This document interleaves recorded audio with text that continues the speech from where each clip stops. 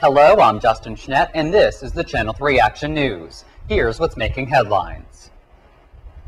Albert Gonzalez, a 28-year-old Florida man, was indicted by a federal grand jury accused of stealing information off more than 130 million credit cards. This hits the record books as the largest case of identity theft in U.S. history. Ironically, the previous record was set by the same person. Stores such as TJ Maxx, Marshalls, BJ's Wholesale Club, Office Max, Barnes & Noble, and Sports Authority were all affected. For most people, the only relationship between cocaine and money is the fact you buy cocaine with money. Well, what happens to the money after those exchanges? In a recent study, scientists have discovered traces of cocaine on paper money in mostly urban areas. Cities such as Detroit, Michigan, Boston, Massachusetts, Orlando, Florida, Miami, Florida, and Los Angeles, California all turned up 100% of bills had traces of cocaine. The good news is the amount of cocaine on the money is not enough to cause health risks, but it should be noted it wouldn't be a bad idea to wash your hands after you handle cash. The nonprofit U.S. Cyber Consequences Unit studied the global cyber tactics, including the recent incident with Russia and Georgia, and discovered some startling conclusions. The independent research group predicts that cyber warfare will coincide with future military conflicts. The study concludes that international action is needed to help prevent this sort of attack, which includes the use of social networking sites. President Barack Obama will be nominating Fed Chairman Ben Bernanke to a second term. Obama stated, quote, "Ben Bernanke has led the Fed through one of the worst financial crises that this nation and this world have ever faced," end quote. Whoever thought director Steven Spielberg wouldn't need any more money to make any more movies thought wrong. After parting ways with Paramount Pictures, Spielberg's company DreamWorks was in desperate need of finances in order to produce any more movies. Recently, Spielberg and Indian tycoon Anil Ambani signed a partnership to provide more than $875 million for DreamWorks. The first film to be made after the deal is the classic remake of Harvey. Who says fairy tales don't exist? Locals in Israel say that there is a mermaid living in the waters. There is a $1 million reward for anyone who snaps photos of this mystical creature. The next contestant on Dancing with the Stars is Tom DeLay. That's right, the former House Majority Leader will be getting his groove on in the new season of Dancing with the Stars, which begins September 21st.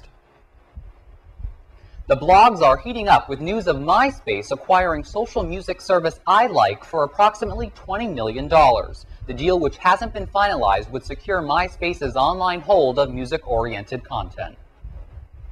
And speaking of music, Colby Calais' sophomore album Breakthrough is released this week.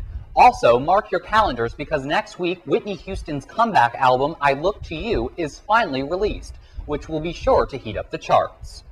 Your iTunes Top 5 song list is as follows. At number 5, Good Girls Go Bad by Cobra Starship.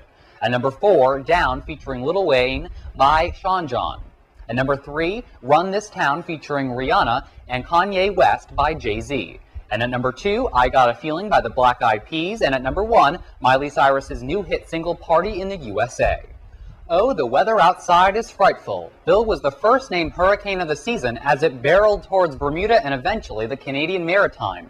But Maine was not spared in its aftermath. There have been one fatality. Here's my report on the story, which was featured on CNN as an iReport. Take a look.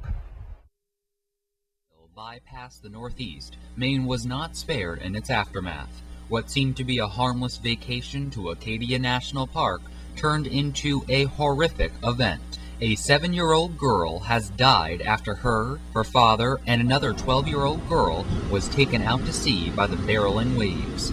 They were just a few of the over 10,000 people that came out to the park as a result of the destructive beauty of the crashing waves. The exact spot was called Thunder Hole, a popular tourist destination where the waves produce the sound of thunder as it enters the rock crevice. The reason for the death was the extremely strong rip tides caused by Bill. Part of the problem with rip currents is not only the weather and the waves, but also the temperature at the beaches. If it's a very warm day, people will be more exposed because they'll be in the water, and they'll be in the water late in the day. Lifeguards may be gone. So that's one problem that's not meteorology related at all.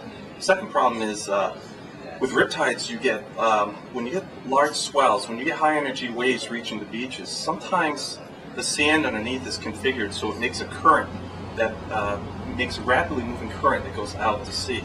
And it's not a big problem if you're in ankle deep water, but when you start swimming and you get in waist deep water, you'd be surprised how fast and how energetic that water is that'll take you out to sea. If you're ever in a rip current, what you should do is definitely not try to fight the water that's pulling you out to sea. Don't try to swim directly to shore. Swim parallel to shore and then go in. That's really the only way to get out of one of those. Reporting from Maine, I'm Justin Chenette for UWire, the College Network. That wraps up this edition of the Channel 3 Action News. I'm Justin Chenette, reminding you to become aware with current news of the day, get involved in your community, and watch Biddeford Public Access, your #1 source for news. Just to let you know, I will be taking sort of a hiatus on the show, as I will be starting college in the fall at Lyndon State, majoring in broadcast news. Periodically, you will see Action News reports that I produce out of Vermont on the latest breaking stories as a multimedia reporter with an online news organization called UWire, which is a content partner with Fox News. In addition, I will be coming back on breaks to do episodes of Action News as well. If you'd like to keep track of what I'm up to and video samples of my current work, you can visit my official website at www.justinchenette.com. Have a great day and see you right back here next time.